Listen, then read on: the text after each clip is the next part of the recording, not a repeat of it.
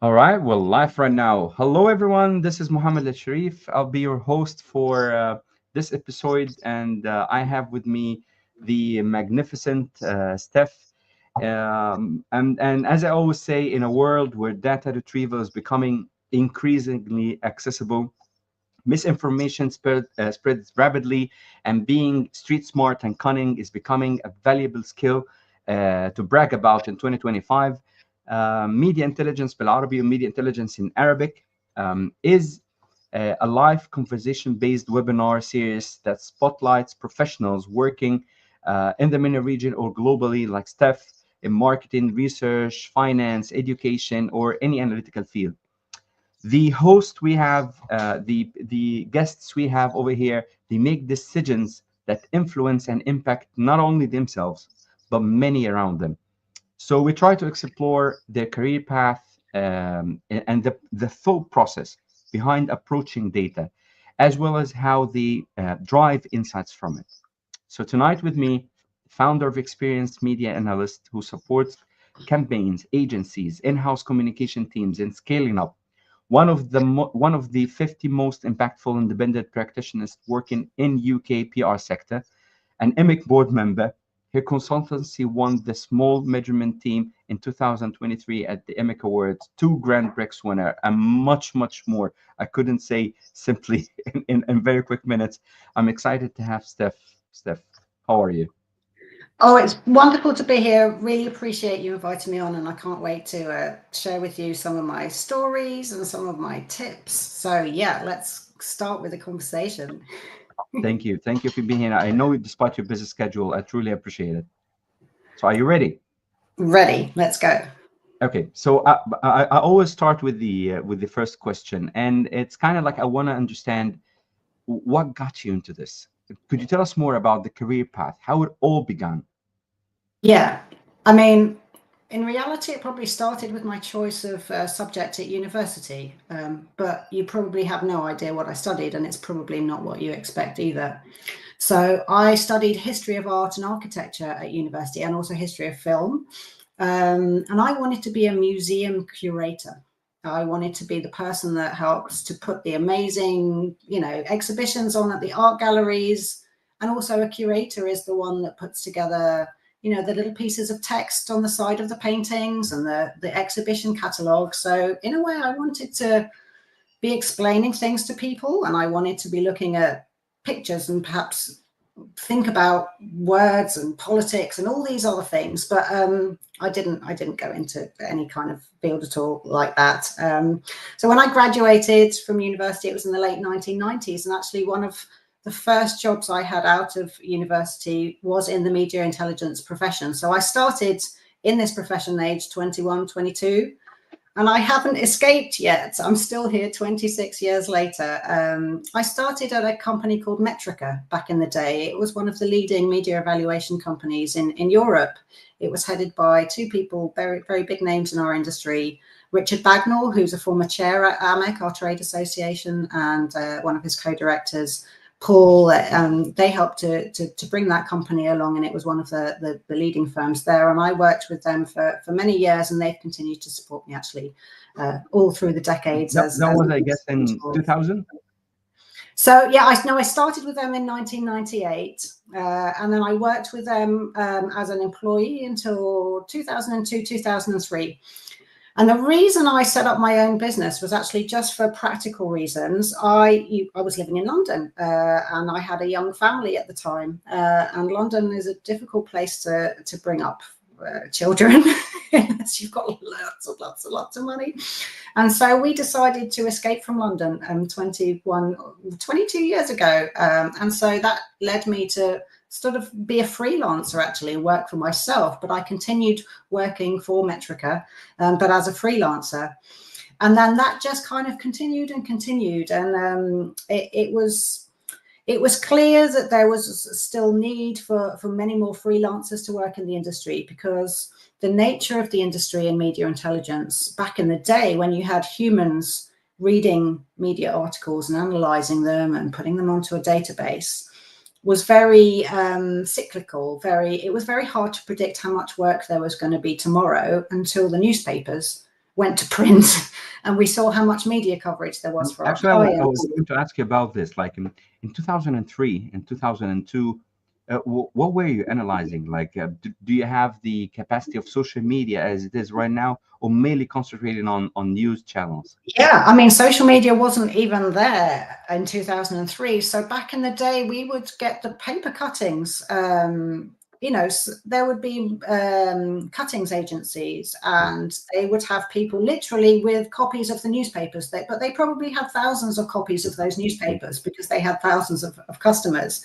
And so they would have people with scissors, and they would be reading them, you know, with their eyes. Humans doing everything, cutting out the article. How are they aggregating the information?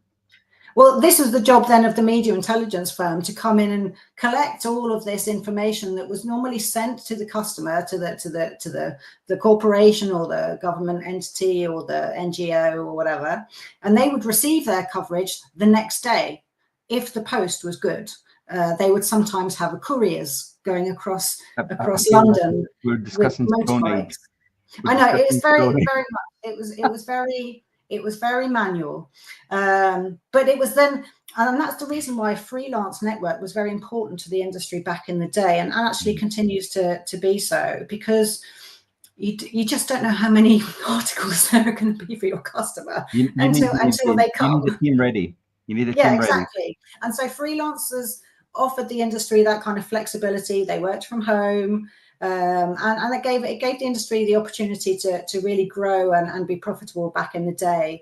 I mean, a lot of that has changed now because we've got so much more automation. We've got a lot of AI actually reading the articles, and we don't have nearly as many humans to read the articles. So that's one of the areas of change. But even back when we started, we didn't have internet coverage.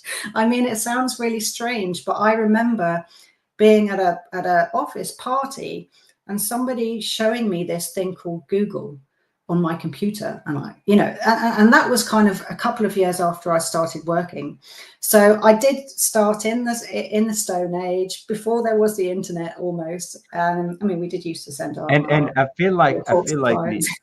Is it 26 years now in the Well, media intelligence field? it's nearly 27 years, I suppose. If it was 1998 and we're 2025. Yeah. So, experienced media analyst, I guess it's 16 years now, isn't it? No, so that started in 2004. So that was when I moved away from London. I set up my own company, and that's when experienced media analyst started. Really working kind of in the background for many of these media intelligence companies. I didn't really start getting my name out there and promoting ourselves directly, out to other organizations until probably about 5 or 6 years ago. But that's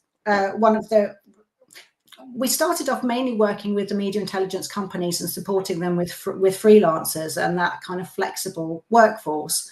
But there was clearly a need also for PR agencies to work with us, because a lot of PR agencies, particularly the smaller and medium-sized PR agencies, may not quite have the confidence yet to hire their own data people, but they do want to buy in some data and analytics expertise. So we do work with a lot of PR agencies, and we train their teams.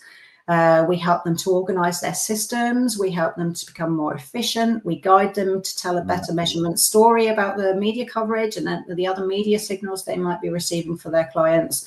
And we also work with the clients now themselves. So we've done work with organizations who might be putting out a really big contract out to tender, for example, and they might need our help to make sure that tender document, when they go out to look for contracts, is really well written.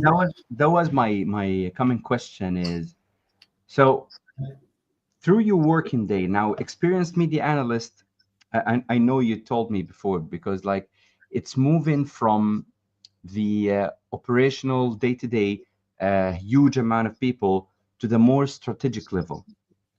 So from your experience, what I want to know is how mature is the market right now in asking for help compared to 1 or 2 years ago or 3 years ago, before, actually compared to the time before ChatGPT has boomed everyone about AI? Do you think there's a change has happened here? I think people have always asked for help, and I think people always realise where their strengths and weaknesses are. I think many PR specialists have have an innate sort of sense that they perhaps might not be good at measurement because they think that they are words people, they are strategic people, but they are not numbers people. But if you think about it, I didn't do anything scientific at university. I wasn't a numbers person in reality. I'm a words and pictures kind of person as well. But we can all get our head around the data element of it.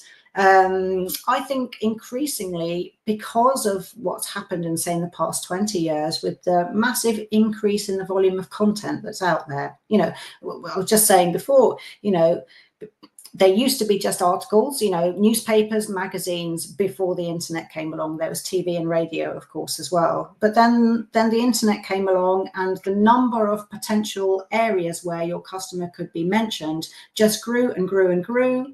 And then, of course, social media came along. And so it wasn't just about what journalists were saying about your organization. It could be what any person on the street was saying about your organization. So the potential volume of outlets and articles and mentions and social media posts just continues to grow. And I think organizations do need support sometimes just to manage all of this data and know what to do with it, know how to get the really good pieces of information from this massively growing volume of data that's out there. And I think that ChatGPT has helped organizations to perhaps think a little bit more sort of strategically and do some of that work in their own organizations. But they also, I think, will continue to look for specialists who can come in and advise them as to what they should be careful of. I mean, even the industry right now is still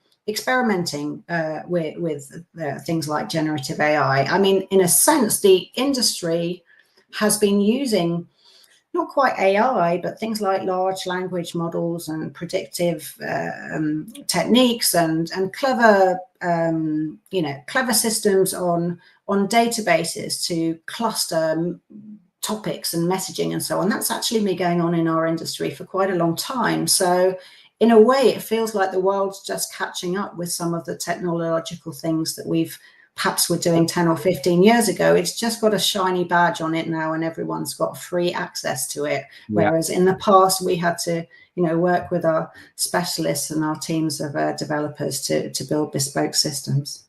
Do you think the social media listening tools has helped the measurement and evaluation community, or the opposite? It has made our job much more difficult? Well, I mean, we rely on social media listening tools to be able to gather the content on our behalf and bring it all together in one place. And so that's a thing that the industry still struggles with, because there's an increasing number of different social media platforms out there. Back in the day, there may have just been Facebook, then there was Twitter, now X, there might have been LinkedIn. LinkedIn in itself actually is still a troublesome platform to monitor and measure, because it's very difficult to get the data from that particular platform. But across the world, we're actually becoming more fragmented, aren't we, in terms of the platforms that we use. There's TikTok, there's obviously WeChat in China. There's a whole load of different platforms, and there may well be platforms that you use in your region that we don't use over here in the UK. And the social media tools will typically go look for content from the biggest platforms out there, but I don't think that there really is one particular tool that will gather everything for you all in one place. And so again, it's another reason why data specialists are increasingly valuable in an organization, because often what we're having to do is kind of bring things together from different places and put them in one place, and then tell a story once it's all been put together. So it feels very much like doing a jigsaw. I really like doing jigsaw puzzles, but it's about putting different pieces of the puzzle together and trying to then see the picture that comes together when you've put it all together. So actually, when you think of social media listening, you think of it as a tool. So if you were starting fresh today, which skills would you learn first, and which would you skip? Which would I learn first and which would I skip? Well, I say I kind of came from this slightly artistic background, but actually I wish I had more artistic skills in the sense that I'm talking about data visualization now, I suppose. I wish I had better data visualization skills. Most of my data visualization skills live in a tool called Excel, which is a brilliant data visualization tool. And a lot of AI systems have come along and made it easier for people to make a chart. But to understand the concepts of a good chart and which is the right chart. And especially with the Power BI now and data visualization available in Tableau and even Excel with AI, you can do. It can build the, it will build the charts for you. But I think it's just the basics actually of understanding what good and bad data visualization is, because you can have two reports showing the same thing, but one can be beautifully designed and is much easier to read, and one can be badly designed and is very hard to then sort of see where the true bits of data are. So things like this clever use of coloring to pop out accents, simplicity, choosing the right chart for the right job, realizing when a pie chart doesn't work, realizing when a line chart does work, and not making data visualization too complex also, because we forget sometimes that we live in this world of charts and data. But when we're presenting to people that don't live in the charts and data world, you sometimes have to explain it to them very simply. And I often find actually when I'm standing there and talking to clients, I'm expecting a really difficult question from them. And it's often a very simple question that they will put to me. So sometimes one has to remember and go back to the basics and not assume that everybody is at the same level. Do you remember one of the most basic questions you've been asked that you didn't expect that? Well, I mean, some of the things that I take for granted around, a lot of the work that we do for organizations is to measure the sentiment of the media coverage, how favorable it is, how unfavorable it is it neutral? And then often with organizations, we will have a fourth dimension, which is called a balance metric, for example. And a lot of organizations struggle just with the sort of simple definitions of what is favorable, what is unfavorable, what does balance mean, and what is neutral? And so for me, these are kind of obvious things, but sometimes one has to explain that to an organization in just very simple terms. And it's interesting, I suppose, going back to your earlier question about social media listening tools and sort of platforms and those tools that will do all that for you on your behalf and will assess how favorable or unfavorable your content is, for example, is that sometimes you have to ask questions of those tools and be curious to make sure that it is marking the favorable stuff as favorable and it is marking the unfavorable stuff as unfavorable.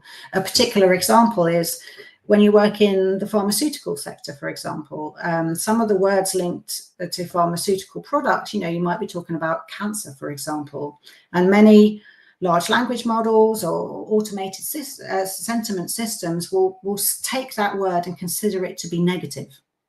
But if you're a pharmaceutical organization and you've just developed a new product and it's going to, that could, that's not an unfavorable thing for you if you're in the business of trying to create, medicines for these kind of diseases. So, you have to be really curious to be able to understand what the data is showing you and perhaps ask questions of it and challenge it. If we start in fresh, you would say that data reporting, data visualization is a major tool. Yeah, because it's the way in which we mainly communicate with the end client is through data visualization. I can't remember the name of the author, but in 2011, I've had my master's degree at York, and I remember the study, but I can't remember the author. And he mentioned that what is perceived, that's the end of the study, what is perceived beautiful is perceived useful. Yes. So if you just show me something that it looks beautiful, easy to read, I will immediately think that you've added something that I can take advantage of, an insight that I can follow. So I totally second you on the data visualization and storytelling. I'm trying to do a lot of storytelling myself as well, just to report things that I found really simple. I remember I had a meeting with one of the digital marketing managers for a telecommunication company, and I was telling him, like, with one click, you can simply analyze thousands of comments, the topics, the sentiment, and what seems to be so trivial, as you said to me. And he said, but I can hire 10 people to do this. I was like, no, no. I think there is a gap in how we think. Like, I thought we already passed this point. Like, we're talking about automation, AI, and then he's talking about hiring 10 people to do the analysis themselves. So that was the gap you've mentioned. Like, things we take so for granted. It's kind of like, oh, you need to go back from the start to them. And if I, for the skills, I'm now aware about the most important skill. But what about the tools like dashboards, coding language, visualization, AI helper? Which tools can't you live without? I'm going back to my standard safe place here, and I'm saying Excel and PowerPoint. And I guess that's because that's where I started 26 years ago, and that's where my competency is. Excel is still brilliant. PowerPoint is still brilliant, and they keep doing brilliant things in it. Like, you can press record and record a walkthrough of a client report easily without having to have a separate Zoom screen opening and all this kind of stuff. So I sort of course, I've got my Microsoft Office 365 subscription, so I benefit from every new feature that comes along because it sort of magically appears on my computer. So I'm very much still rooted in some of those, let's call them old-fashioned tools. And we have many organizations now that like to do things in the Google environment, for example. And I do a lot of my work in Google too. I mean, even my main work email address is a Gmail account. And I love so much about what Google and Google Drive can do. But there are some things, for example, in Google Sheets and Google Slides that just don't work easily enough, and you've got to think it through again. So I wish more of those kind of tools that kind of mimic each other were more aligned with each other, so that we could more easily just flip from one thing to another, that every function within Google Sheets worked Actually, in Excel. this is funny. Do you think Gen Alpha will stop using PowerPoint and Excel? Oh yeah, absolutely. I see this with my daughter, who's 23 years old. They live in Canva. They live in all of these other tools. So I think I'm a little bit of a dinosaur by answering I'm that a big question. fan of Canva. Yeah. Even I tried Excel and Canva. It's somehow still easier. I think there are the function, the AI helper, and everything, and Canva design for non-designer. I love it. The PowerPoint as well. The Gen Alpha, I think, in a point and that's a threat to Microsoft. I don't think my kid is able to use PowerPoint similar to his using Canva. Yeah. It's kind of a threat to them. Like, at one point they will have this gap of generation. But I'm amazed that you're thriving and you're concentrating on the basic stuff, the most essential. Like, when the world collapse, Excel and PowerPoint will be there for everyone. Like, come to us. Exactly. And I suppose there's always a shiny new tool, and I'm in a really lucky position because we work with so many media intelligence organizations. We actually get access to so many of their tools, but without having to pay for all of the development and the subscriptions and so on. So maybe I'm just in a really fortunate position that I get to use all these other tools, but don't necessarily have to, put my hand in my pocket and pay for them. So maybe I'm just fortunate for that. And there's always a new tool. Still, And after seeing all these tools, you're choosing Excel, PowerPoint. yeah, I know, it's weird, isn't it? Because every new tool is never going to quite do everything you want it to do. And I know still that I only probably know, after all this time, 10% of the functionality of Excel and PowerPoint. So there's so much more it could offer me that I still haven't even learned. And I loved it. I remember even like 5 or 10 years ago, somebody showed me a shortcut, which is the Control K shortcut. Do you know this one? Or if you're on an Apple, it's the Command K shortcut, which automatically inserts a link into something. And of course, when we write reports, I mean, I didn't know that for the first 20 years of my career. Think how many hours of time I could have saved if somebody had told me that. So it's the small little things that make massive difference to my life. Yeah. So, and you can't learn it all at once, can you? And so it's important that you just learn that trick on that day and another trick on another day. So actually for our kids now, this question is triggered by the Gen Alpha generation. Like, what do you think? What is if my kid, the one you've seen in the first, like if he's watching this and actually I can show this part to him. Okay. What is the mindset that you believe the future professional who wants to join the media intelligence industry need to develop? What is the mindset that they need to develop? Yeah, I think much of that new generation comes with some of the mindset that perhaps our generation struggled to have, in the sense that they are born with analytics all around them. They all have their own social media feed and they will all post, and then they will probably all look at the engagement and who looked at it, and did that person look at my Instagram story but they didn't like it, and all these differentiations in engagement. So all of them have kind of grown up with this understanding that every tool they use has built-in analytics behind it, and I think that that's wonderful. And I suppose what they need to do is to, if they haven't already got it, and I think younger people do have it, and I think sometimes as we get older we lose our curiosity, and I think that that's just a really key thing, is curiosity. A small child will often ask a question and they will say why 5 times, and you never give them the answer. And I think that that's an important skill that we ought to have in the analytics profession. Because if you, for example, are talking to a client and you're asking them what their objective is for their media campaign, and they might give you an objective which might be around, increasing awareness, for example. And if you say why 5 times, you may actually get back from them a different answer. One.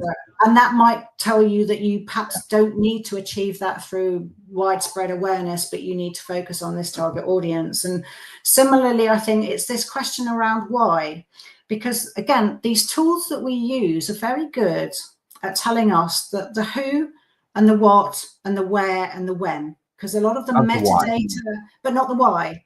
Yeah. And maybe ChatGPT is trying to begin to tell us why, but I still don't think it's good enough. And so I think that the role of the humans is to continue to ask why. And I think that's where the value comes. Yeah. Curious minds is what young people need to have. Actually, it promotes a new question. Do you think media intelligence will be there 10 years from now? Oh, yeah, absolutely. I will be intrigued to know how many humans will still be working in the industry 10 years from now, but I'm lucky that I hope to maybe relax a little bit before that 10 years comes, because I'm getting closer to that age, and maybe it won't matter so much for me. I think all industries right now, with what the pace of AI and actually the layoffs that we are seeing as a result of AI, and people said it wasn't going to be about layoffs, but I know organizations will ultimately look at their bottom line. And to your point, you can analyze thousands of articles with AI, whereas your that paper that you cited and whatever the person said, but you could have 10 people doing it.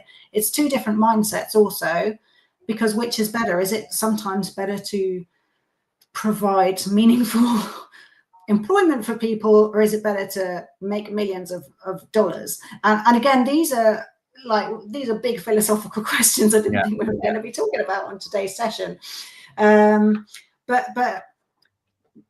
yeah, I think it's I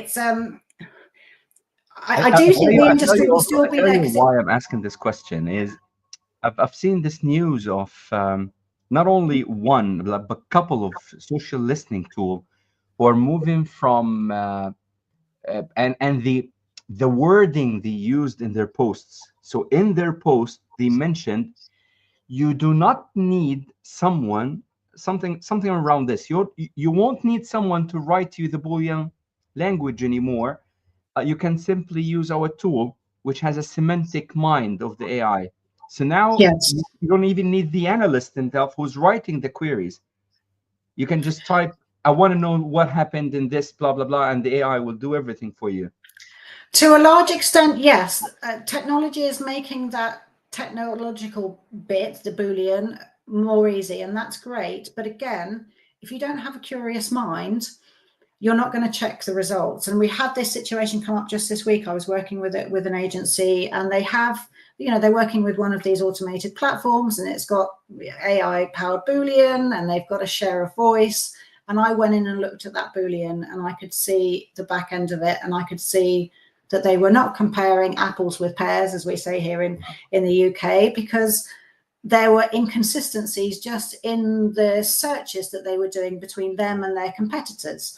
But unless you've got somebody that knows how to diagnose the problem when you look underneath it, you will be unaware that that was bringing back, incorrect data. And to another point, actually, is that it was a media monitoring tool, and what I do, and again, it shows what a dinosaur I am, perhaps, is I press the export to Excel button so that I could I do this. I do this. Don't worry. That's the way I do it as well. So, because I could see, I wanted to look at this list of I don't trust you. 2,000 articles. So I downloaded the list of the 2,000 articles for the year to date, and I could see just at a glance that so much of this was nonsense. Yeah, it was syndicated press releases. It were these market analysis reports, basically a company that tries to sell you a marketing analysis report. And so I would imagine that maybe 90% of the media coverage that was showing up for this client was rubbish, not media coverage. And so it takes a curious mind, because that client probably thought they had 2,000 articles since the beginning of the year, when in reality they probably had 200 articles. And so again, if you're comparing them against their competitors, are they winning? Are they losing? Well, are you looking in the right area? At what point they should see that numbers don't add up, like what they're saying, what the AI is producing, and everything shouldn't add up with the sales, with the visits, with the positive feedback, with the store, the physical store, number of visitors. So things shouldn't add up, but I think it will be too late. Well, this leads me on to another point, which I'd love to make about silly numbers. And it's something that I feel really passionate about. And it's about these things called reach numbers, audience reach, opportunities to see, big numbers where you have a few hundred articles for a campaign, and all of a sudden your automated tool will tell you that you reached 4 billion people. Yeah.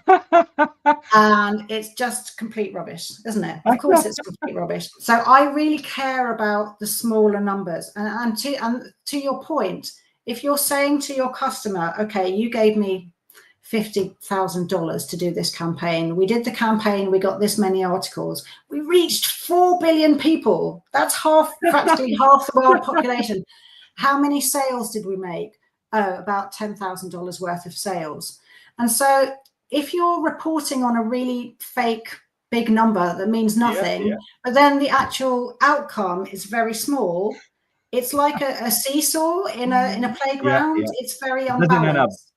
And so it's, I think, more important to focus on the smaller numbers, because in a way the conversion rate seems stronger when you've done 10,000 worth of revenue from a smaller number. The return is greater also. So I think people should not be scared of looking at the smaller number and celebrating the smaller number, and just not, lying to themselves or to their clients if they're serving up this data to clients as to what really happened. And the second takeaway I will take from you is you shouldn't be threatened by the AI results. You shouldn't be threatened by, oh, it's moving too fast, oh, it's creating Boolean queries, oh, it doesn't need a Boolean query, because at somewhere or another what will be needed is your human input to verify and make sure everything is correct. So it will be the other way around, rather than we right now making everything and just asking the AI to add more details. It might be the other way around, but we still, the one who has the knowledge will thrive. I think it's just, I mean, it's important, and I am increasingly using AI. So I must admit, I am kind of getting with the program finally. But I think it will free up our time to allow us to think and to ask why. And so maybe that's a good thing. That's amazing. I can take this quote and end the webinar right now. AI will give us more time to actually participate, to be in, to think. Yes. And to maybe do something differently as a result of the data. And that's, I think, a really important reason why we have media intelligence there, is not to show off and say this was brilliant, but is to sometimes realize where things went wrong and to be prepared to admit that things went wrong. Curiosity, as you mentioned. Yeah. And to say, okay, that didn't work. Let's try it differently. Let's do something else. Okay, for small startups or agencies or people who are trying to get in the research field, what separates? Now, what I want from this question, I want to tap into your mind, the mentality and resilience in creating a program that you've sticked with, that made you reach 60+ image shortlists, 30+ medals, award. So what kind of program and what have you done that separates an award-winning measurement program like yourself from an average one? Okay, well, first of all, I have to say that I've been really lucky that I've been able to write a lot of awards for other organizations. So if you go on the AMEC website, you won't see my name against all of these awards because I write them on behalf of other people. So I just wanted to put that one out there. Like, for example, when you said 2 Grand Prix, they weren't for me, they were for my clients, but I wrote them, kind of thing. So, okay, and I'm currently right in the middle of writing lots of AMEC awards for organizations, because the deadline for the AMEC awards is in 10 days' time. And then there's going to be a ceremony in London in November for those that are shortlisted. So really looking forward to that. But I think what separates an award-winning program from just like regular work are those that tell a good story. And so it's all about understanding what you were trying to achieve from a campaign and telling a really simple story about what you did to try and achieve the objectives that you set out in that campaign, and to not just talk about the outputs, to think about what happened next, and to slow down and ask why, and to really think about perhaps some of those organizational things that you want to achieve through the communications campaign. So often it's about looking beyond the media signals that you perhaps have access to yourself. And it's about collaborating with other parts of the organization. It's about perhaps speaking to the sales department. It's perhaps about speaking to marketing. They might have some brand tracking data. And actually everything that organizations do, it doesn't happen in isolation. So it's important that it all leads to an outcome for an organization, whether that's about selling more staff or changing behaviors. And everyone's trying to put their name against, well, I achieved this and I achieved that. But actually in an organization, you come together to achieve the end result for the organization. And no one person achieves one thing just through one article. So I think it's about looking beyond just kind of the data that you might have access to, and seeing if there are other forms of data that can help you to tell a richer story, and to be confident enough sometimes. And I think we don't see enough of this in the AMEC Awards, and I'd love to see more of this, of stories where an organization tried something and it didn't work. I know that's a really strange thing to write about in an award entry. Like, we did this, it didn't work, we tried something different and it worked. But that, for me, the ones that have generally won gold and kind of got Grand Prix, often it shows that humility around the data and the humility around being able to say, the purpose of doing the measurement was to see if it worked. If it always works all the time, in a sense, is media intelligence worth it? Because everyone's just blowing their own trumpet all the time and saying everything's brilliant. It should be used strategically to understand, I think, when things aren't working, and it can give you the data to guide you and not, to allow your perhaps gut instinct to say, I think it's not working, let's try something else. But then you can sort of blame the data for why it went wrong, and blame the data for why you perhaps needed a bit more budget to do something else. I remember in the Dr. Dryline in Social Intelligence Lab, yes, she had this the table where she explains the maturity of the impact of having a mature organization. Like when you mentioned right now, if you try to what sets the program or the measurement team from one for another, one has an impact on the whole organization. So the idea of having a team that is locked on themselves, and we're just the analysts, or we will get this data and we write the report and give it to you, without having someone who can engage with the sales team, with the CX, with the customer service, with the community team. Have you tried this with the media buyer? So what you're saying is absolutely magnificent, and it's truly an insight for me, and it just emphasizes the importance of having a mature organization.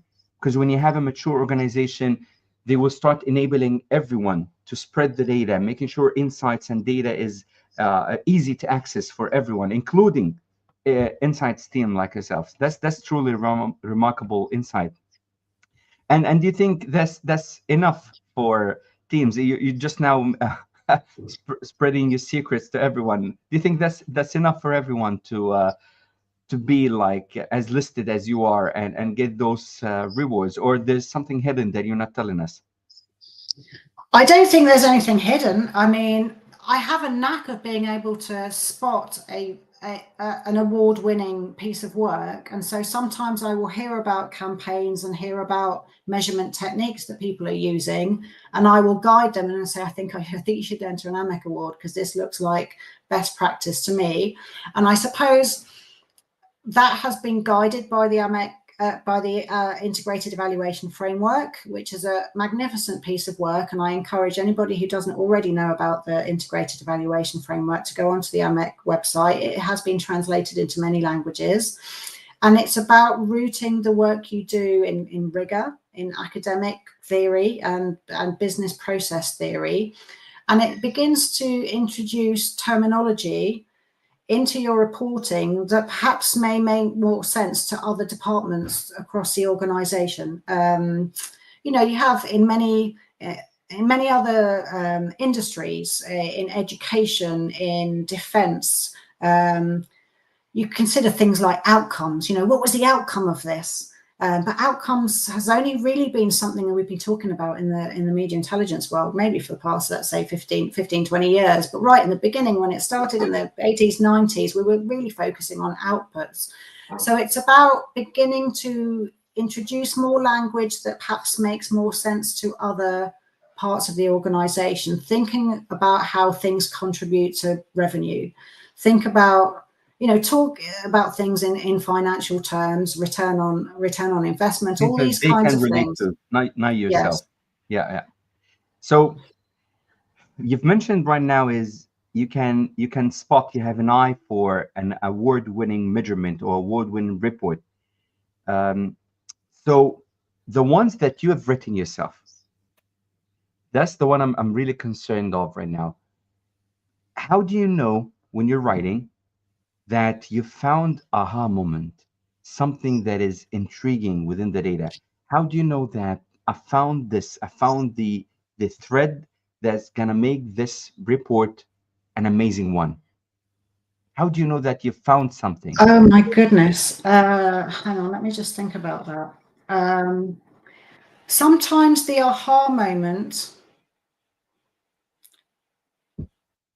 sometimes it comes from being asked a really good question in the first place, because some pieces of media intelligence are, okay, can you analyze our media coverage? Can you give us a monthly report, a quarterly report, an annual report? And so those it's harder to find the aha moments in those kind of reports because somebody hasn't asked you a specific question, and so you're not giving them a specific answer. So sometimes the aha moments can come when you've done a specific project, when you're trying to prove or disprove something. And sometimes you will do a piece of work and it disproves the idea that the client might have had. But then that's useful in itself. And I find sometimes that, and this is why I love humans over machines, is that sometimes the aha moments come where you kind of go off the path a little bit and just kind of look over there. And I worry that machines will follow paths, but they won't take a step off of the path, because machines follow logic, don't they? It's like left or right or up or down. But humans can kind of just break the rules a little bit, can't they? And go, I'm going to go look over here and see what I can find. And sometimes the aha moments will come just outside of the brief and extra to what the client had already asked you to do. And I think that this is why the curiosity of the humans is fascinating, because sometimes you find the real interesting stuff in the corner that you never expected to find it. So yeah, I don't know how to explain that better. Yeah, actually, it brings a lot of things in my plate, like, because when I'm thinking of it, when you mentioned right now the AI, if I gave it to ChatGPT or the data, they were do exactly find me an interesting insight, or what do you think of this data? Is there a deviation? Still, it has to follow my guidance, and it doesn't give me what you've just mentioned. Just finding something and trying to disprove, and this allows me for the question: do you start your research and data investigation with a theory and set of questions, or do you let the data lead you to finding whatever you want to find? Do you have what we call a grounded theory? So do you start with a set of question, or you want to see what will happen? Yeah, Which way you think is better in finding a more insightful aha moment? I think the ones that do have a question do lead to the aha or nothing to see here moments. So I think that that's where the most interesting pieces of work come. So and I suppose in a way it sort of links what we do a little bit more into sort of the field of science, isn't it? Because when you do science, you have a hypothesis and you're either going to prove or disprove something. And similarly, when you do a science experiment, you have a structure to it. I don't know if it was always taught the same across the world, but in the UK, we would list out our hypothesis, and then we would list the apparatus of the things we were going to use in our experiment, and then we would describe what we did in the experiment, and then we would have the results and then conclusion. And I often liken the AMEC framework to this kind of structure of filling out a scientific experiment almost. But I think if you have a really good question to start with, it helps you to go look for it. If nobody's asked you a question, if they say just do media analysis on this, that's fine. Everybody can do that, and you can tell some interesting stories. And there are a standard set of metrics you might look for. Not every weekly report, not every weekly report, not every monthly report must have something that is dazzling. You could just explain what happened. Yeah, that's kind of functionary type of reporting, those regular monthly, weekly, annual reports. But yeah, the really interesting ones are, let's look at content about this topic and see who the key influencers are and the topics that they're talking about and how connected are they to each other and who should we be speaking to and where is the white space in this conversation so that our organization can perhaps be talking about something different. Everything is connected, exactly as you mentioned. If you want to find the aha moment in some functional reports like the weekly, monthly, then you need to step out of the data. You need to go and talk with the sales team. You need to go and talk with the management. What are you trying to do? What are your approaches? What problems do you have? Do you have a revenue problem? Do you have budget problem? Do you have customer service problem? So when you step out of the bubble as an analyst, you will realize how important is your role. That's when you can start asking more important questions than writing a simple weekly report. It's amazing how it's all connected. So when you're trying to write the data, and I'm asking you a personal question, have you faced ethical dilemmas in your work with data or research, and how do you handle them? Like, how do you handle the ethical data in research when it comes to sharing data? Or if I did this, it would make the report much better, but then you'll find an ethical dilemma. So how do you handle these things? And what kind of things that you feel that we treat it normally, but we shouldn't, because it's unethical, and we should have a different way of approaching data rather than this one? There have been examples, perhaps more on, let's say, the monitoring and reporting side, when you're producing daily emails to CEOs or, C-suites based on their day's media coverage, for example. And some of the ethical elements have come in on those occasions where, for example, the PR team may not want the CEO to see the negative coverage, so they just exclude it from the daily press summary as if it magically never happened.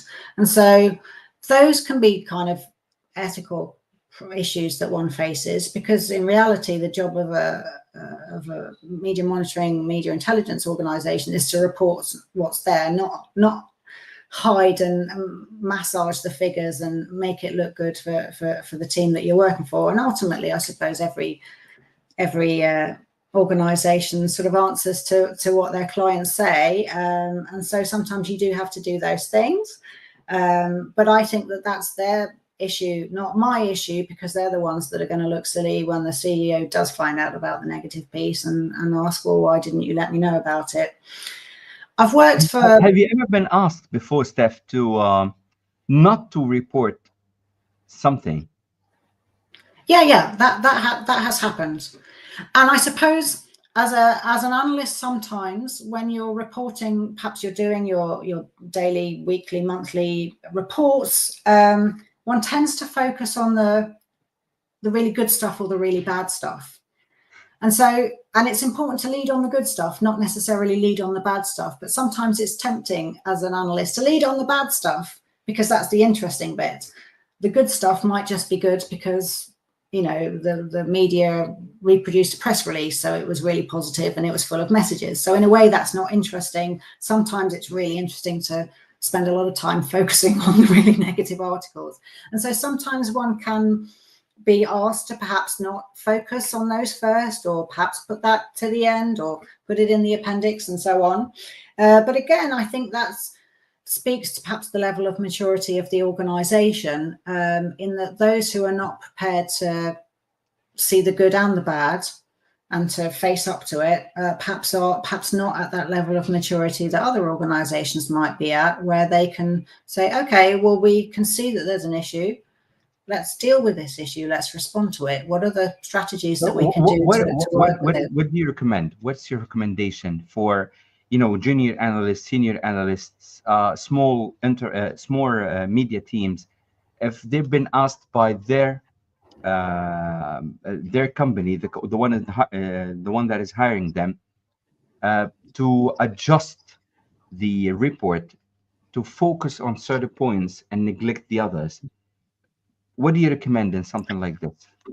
It's a really tough one, because ultimately everything is all about kind of this concept of curation, going back to my original desire to be a curator in a museum, in that everything that we do in our life has ultimately been curated one way or another. Even the news we watch on the TV, it's actually more about what's not being said on the news as much as what is being said on the news. And so I think we are facing these dilemmas all the time beyond our professional life anyhow. I think it really depends. I mean, when you're right there at the beginning of your career, it's very hard to turn around and say no to people. I think that confidence comes with the experience and with the understanding and perhaps the case studies that you might know about of other companies that have faced similar challenges that took this attitude and perhaps may have suffered reputational crises as a result of having a blind spot almost, you know. So yeah, I think again, it goes back to the maturity. Yeah. All of our little sentences and questions here are all really interlinked. It's very, you put some brilliant questions together because they've been linking together brilliantly. And that's how you feel where it's actually working. What we're saying is working stuff. This is the real life examples, and these are, if you're working as an experienced media analyst, you should focus not only on yourself, but I'm talking here to the department managers. You should definitely focus on the maturity of the organization, because the maturity of the organization gonna boost your work. So you shouldn't be only focusing on how good is your team, but we should also be focusing on making sure they know what you're doing. The sales team knows, the marketing team knows, the management knows what you're doing, and making sure they are aware of the impact of knowing the good and the bad. So you're not simply an archival system of what has happened. And I think those organizations that are not prepared to face up to the bad have got some issues that they need to deal with. Yeah.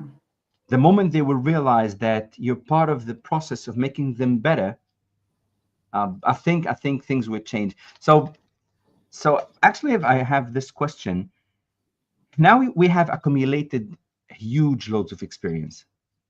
We know what happened. So should we trust our previous experience and stop looking for data to prove it when I find an interesting pattern that had happened many times before? Or should we always look for data in every research we approach, no matter how minor it was? I think given that data is so much easier to access and so much cheaper than it ever was before, I think one should always validate one's feelings with data and evidence, for sure. Because there aren't nearly the barriers that there used to be. You know, 26 years ago when I entered the profession, it was really expensive to get your articles delivered to you. You had to pay a lot of money for it. Now you can write a little piece of code and somehow magically it appears to you, and then you can shove it in ChatGPT and it can analyze it for you. So the barriers to acquiring data and to processing data are so much less now that you would be foolish to not back up your feelings and your experience with the data points as well. Because now it's much easier, much quicker than before. You can easily get the second opinion. Yeah, exactly. So the phrase you mentioned about the reach, like people asking loads of questions about the reach and impression. Okay. Yes. And actually, I back you up on this one, because I once had this promoted tweet. I remember something, and then we had the impressions, something like 14 billion. And I told them, the story was so amazing that it has left the Earth, and now we're going for people in a different galaxy. Strange aliens that each got 10 eyes. Yeah. Yeah, it's like, it doesn't make any sense. So I have a question: is how would you measure the online news reach, for an example? There's a really interesting company out there called Memo. They work with some of the big publishers out there in the USA, and they've actually got access to their Google Analytics. And I would encourage people to follow some of their posts on LinkedIn, because they're doing a really interesting series now where they will give you article level data, and they've got access to the article level reach basically for these big news organizations in the US. It's unfortunately it's not available globally. You have access to the analytics. And you will be surprised, you know. So you might appear on CNBC, but of course not everybody that goes to the CNBC website saw that one article, because CNBC publishes thousands of articles every day and millions probably over the course of the year. And so you can't attribute the whole reach of that whole website to your one article. And so it just, the numbers you're probably getting from some of the data providers are the big numbers, and you probably need to think, you need to divide everything almost by many factors. You're probably reaching about 1 to 3 to 5% of that big number in reality with an article. So everything just has to really come down a massive level, and people just need to calm down and be realistic about how many eyeballs really So saw if I can ask a favor, yeah, because I'm sure you've seen so many tools, much more than myself. Can you share with us the cheat sheet, like the links and the tools and the names? Do you have, like, can you share with me? Yeah, I have. I can follow up. I mean, I don't have it ready to hand and to tell you about it here on today's session. I'll buzz you every day. I'll bug you till you. But no, I delivered a session just last week, a couple of weeks ago, for the CIPR, and it was called Free and Low Cost Measurement Tools. And I was talking about many of the tools, things like Google Trends, or getting data out of Google AdWords for for search numbers. Amazing tool called Coverage Book, for example, that gives you a similar article level reach metric to the people there at Memo. So there are some more cost-effective tools out there, and some techniques that you can use that I definitely use in my day-to-day work. Would you do that? Would you do that for me, Steph? Like, if you I will follow up and send you that list. Yeah, okay. No Canva Excel, nothing. Okay. We will give it in an Excel sheet. People download the Excel sheet. I'll share a Google sheet with you. Yeah, so they have Office to open the one. Yeah. So I'm blessed to have you, because you've worked. Have you worked? That's actually a question I'm interested to know. Have you worked with many companies before? Yes, several, and I've also done. I've done work for big organisations in the MENA region. I worked for Qatari government departments, Saudi Aramco, all these kind of big organisations over there as a subcontractor of a subcontract. But yeah, I've had much experience of the world over there. I haven't been there, but I know a little bit about it. And I remember when I started working on the Saudi Aramco piece in about 2012, and I hadn't done so much analysis of content at that point from the Gulf states, but it was really interesting to me to see how different markets will, the news industry in different markets is completely different, and you get a lot more criticism in UK than you might do perhaps over in your region, but maybe that's now changing. But that was definitely something that I saw in 2012. I wouldn't say so. Okay. We're still like, the news mainly is more for the when it comes to the government sector. The news is mainly for the positive stuff, PR, PR of the government. So that puts the question that I was going to ask you, from your UK-based and global work. How do you think the mindset and the data and research mindset differ between large multinationals and large groups and entities in the UK and Europe? I know you've worked with so many companies in Europe and the MENA region. Do you think there is a difference in how we approach the questions and ask the questions and the outputs we're trying to achieve from you? I don't think so, because I think we're all becoming a smaller world, and we are all becoming more like each other. Just think about it. 5 years ago, we weren't so used to talking to each other on these video calls, but then that happened, and then that completely made the world a smaller place. And it's given me the opportunity to speak to you and be on other people's podcasts and webinars and so on. So I think globally and professionally, we're all becoming a lot more similar. And I think that that's being reflected in corporate culture across the world. But there are different trends in terms of media ownership, that kind of stuff, which is different, which is where I think you see the differences. But it's not linked to company culture. I think it's to do with the structure of the way the media is run in those different regions. So do you think MENA government and MENA organizations are mature enough, similar to the European research culture and data culture?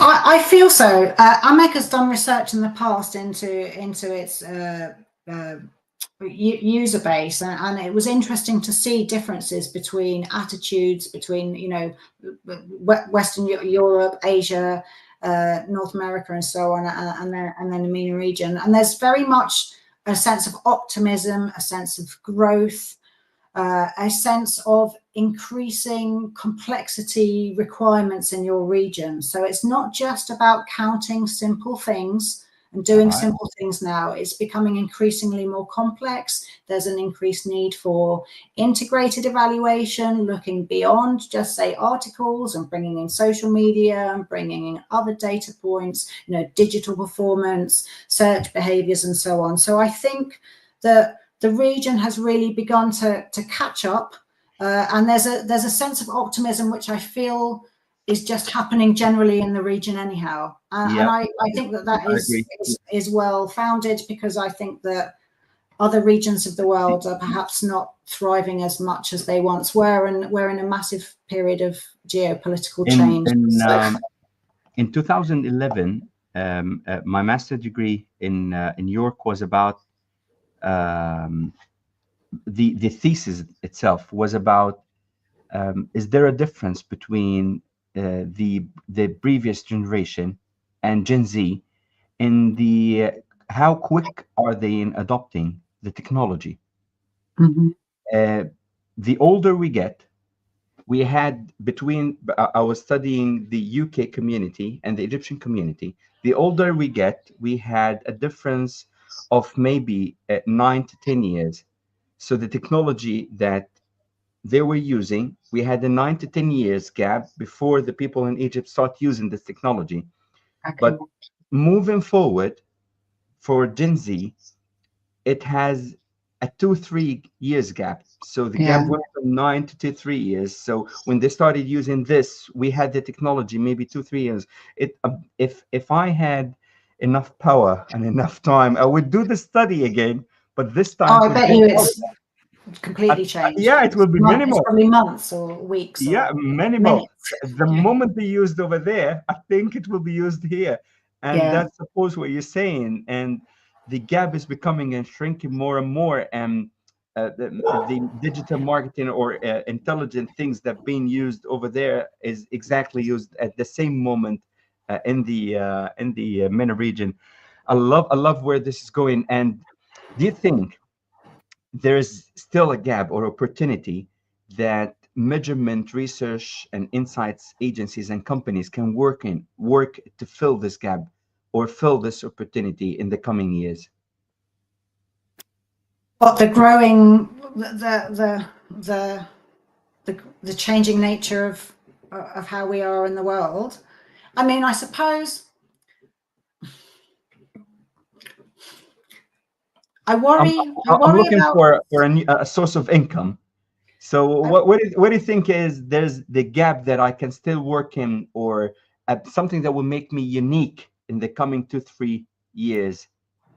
Stay human, stay curious. Don't. I wanted to really say this point, and this is something I worry about with AI, is don't outsource your thinking to a machine.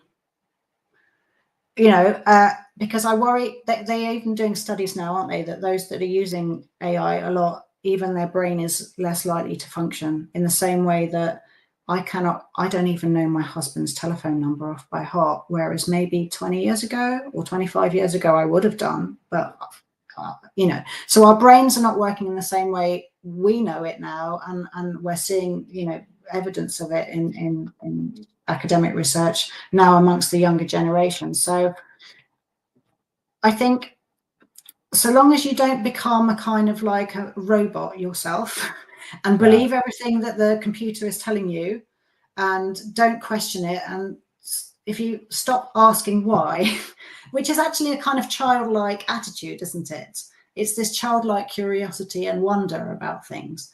If you stop asking that, then I think you're in trouble. But if you continue to be human, like that, Yeah. then I think there'll still be a role, because we're going to need curious humans to, and also you need curious humans to be the bridge between the data You're and the saying end something, user. Steph, that will anger the AI people, like because everyone now is about, oh, make your AI avatar. You wouldn't have to be on the camera anymore. You just write at the AI avatar, upload your text, it will say things with your audio, and the way everyone, and I agree with you somehow, that because everyone now is just, I think, moving too fast, and they didn't even stop to think, what will this impact me 5 years from now?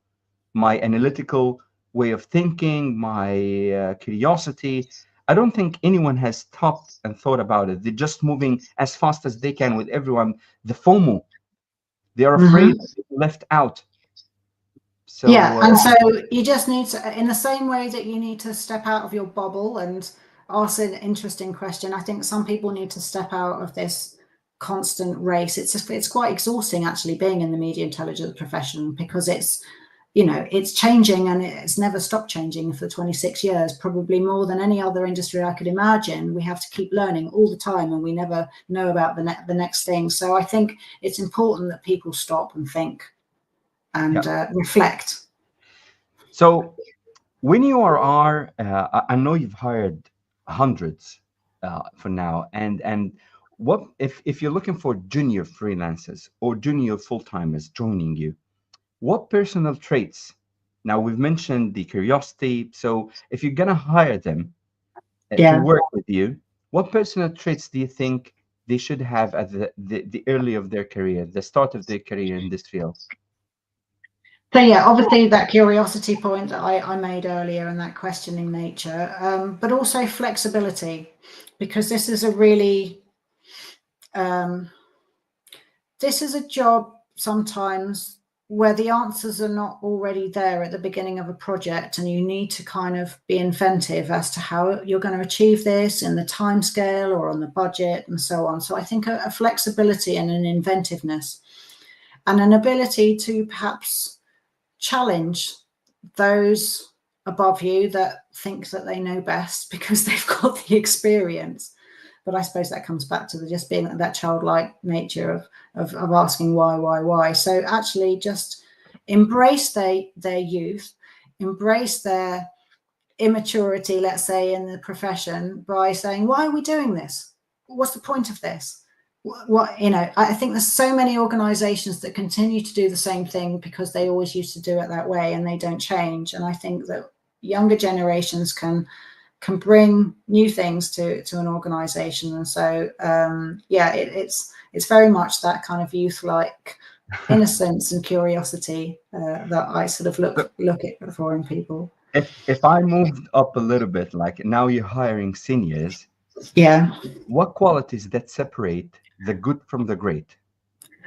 And that really boils down, I think, then to the people skills. And it's a bit linked to kind of how my working day has actually changed between the beginning before, when I'd probably spend 40 hours a week behind my computer, to now where I'm spending less and less time. Well, actually, I do spend plenty of time behind my computer, but actually the real stuff is being done face to face with people, going to conferences, having these kind of conversations. You know, it would be lovely if we're actually sitting in the same room together. It almost feels like that now, but it's about the people skills and the understanding of where people's challenges are, and being able to then come up with a solution to those challenges. So problem solving, but very much people skills, because it's, the industry has very much tried to automate and try to cut the humans out of its profession. And I've always argued that this profession is actually more closely aligned with management consultancy than perhaps people realize. And that requires some really